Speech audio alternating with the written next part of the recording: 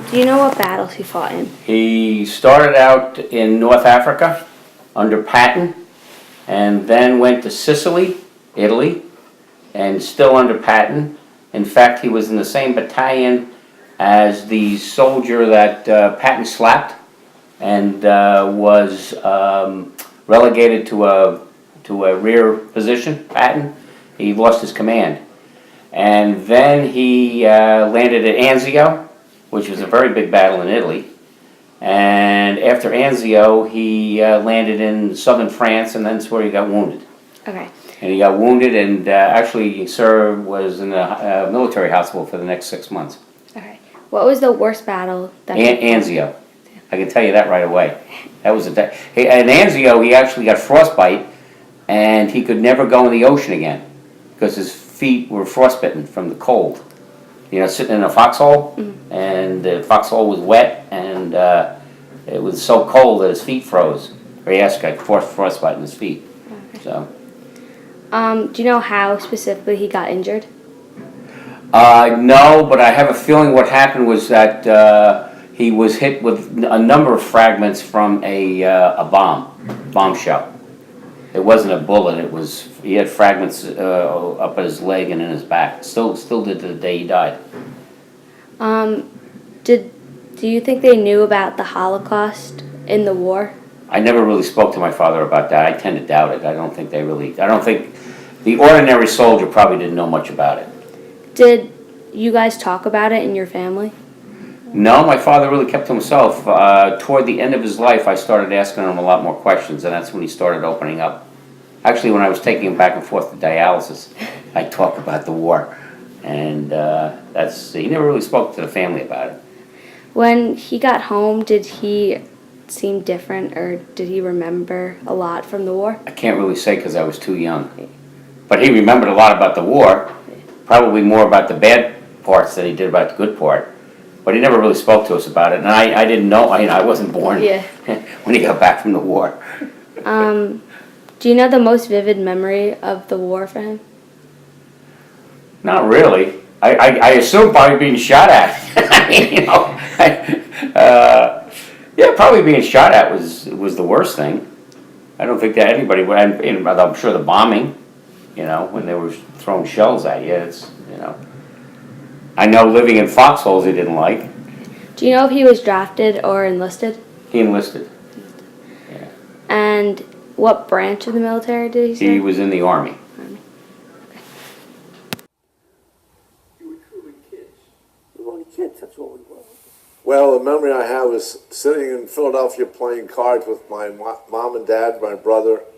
It was December 7th, 1941. They stopped the broadcast, which was music, and said, "We interrupt to tell you that the Japanese have bombed Pearl Harbor." I remember my mother saying, "Thank God my boys are too young to go to war." I was almost 16, my brother was almost 15, and the years went by quickly, and before I knew it, I finished high school at 17. I went to work for 6 months at a firm called Cuneo Press because I had taken a printing course in high school. This later turned out to be a good break for me. In what branch of the military did he serve in? He was in the Army, infantry. Where did he serve? He served mostly in Germany and Belgium on that border. Was he drafted or did he enlist, and at what age? He was drafted at the age of 18. On January 9th, 1944 was his 18th birthday. So he got notice soon thereafter that he was drafted and that he had to show up in, I think, 60 days. I think in March of 44 he had to show up at whatever, the draft center. And on January 9th, 1944, I became 18, and 8 weeks later I was on my way to Indiantown Gap in Pennsylvania, and that was the start of my Army career. And after the interviews and all, I was put on a train. We drove for 3 days with all the blinds down, and we wound up in Shepherd Field, Texas. And we were all thrilled to hear we were part of the United States Army Air Force. But later on, you'll find out that that ended, and I wound up fighting with the infantry. What major battles was he in? He wasn't in any major battles. He was supposed to be in the Battle of the Bulge, but right before he shipped out, he found out that he had tonsillitis, and back then that was a much more serious thing than it is now. So he had to have his tonsils taken out, which was serious surgery too. So he was laid up for about 2 months with the tonsillectomy, which actually right before he was then was about to ship out. After recovering, it was 2 days before Christmas, and his commander let him go home for Christmas, 1943, and I believe 1943, see his parents for 1 day, and then go back and ship out. Hi. Did you talk about it in your family? In my later years, when I grew up, I learned a lot more about it than when I was younger. When I was young, he wouldn't talk about it.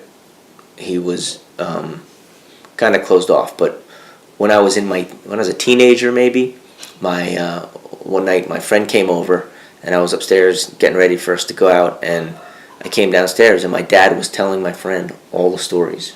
All these stories that I know now are because my friend asked my dad, started asking him all these questions, and my dad found it easier to talk to other people than his own children about it.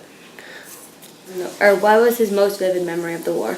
But at 3 o'clock Sunday afternoon, March 15th, the commander said, okay, we've got to take this town, whether we take it an hour or 2 hours or 6 hours, we go till we take this town and secure it. So we took off, and 2 rookies, myself and another fellow, Ravel, we were made the lead scouts.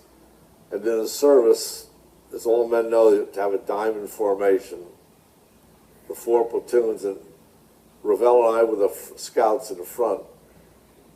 And we had gone for about a mile or so, and we were down in like the bottom of a saucer bowl, which the Army calls defolated area.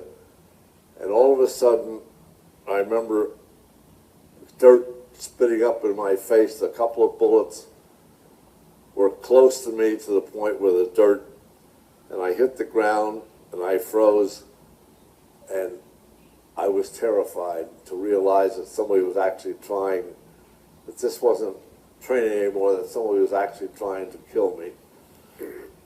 And I tried to move, but this had me zeroed in, and then I kind of just froze in the ground, and the next thing I remember, it's dark, and all of a sudden someone tapped me on the shoulder with my squad leader, who was a Native American Indian, great kid, intrepid guy. He said, hey, my nickname became Killer because my last name was Killian.